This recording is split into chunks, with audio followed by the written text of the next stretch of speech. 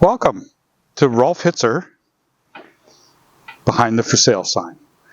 I want to talk about wells. That's a deep subject. Shared wells. When looking at houses in the country, there's times when you encounter a well water, but it's shared with either one other person or multiple people, all drawing from the same aquifer and into the surrounding properties.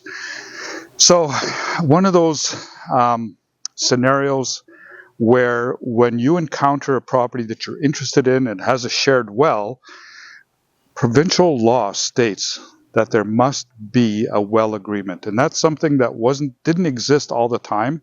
A lot of these shared wells have been shared for decades where there was no well agreement or shared well agreement. So know that going into today's real estate purchase strategies, you will need a well agreement, shared well agreement. And if there's one that doesn't exist, you make it a condition of your offer.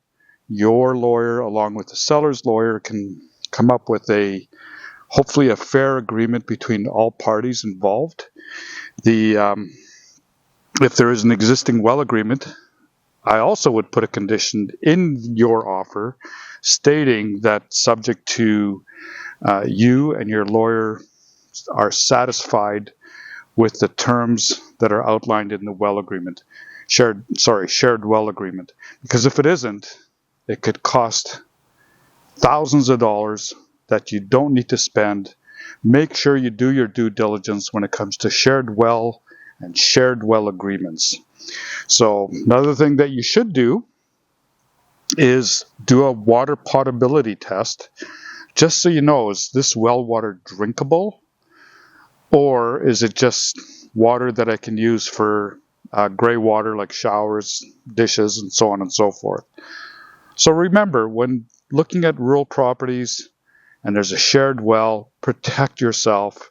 Make sure your condition states subject to a shared well agreement to your satisfaction that you, along with your lawyer, can review to make sure that the wording in there is fair for you as it is for the other stakeholders of the shared well.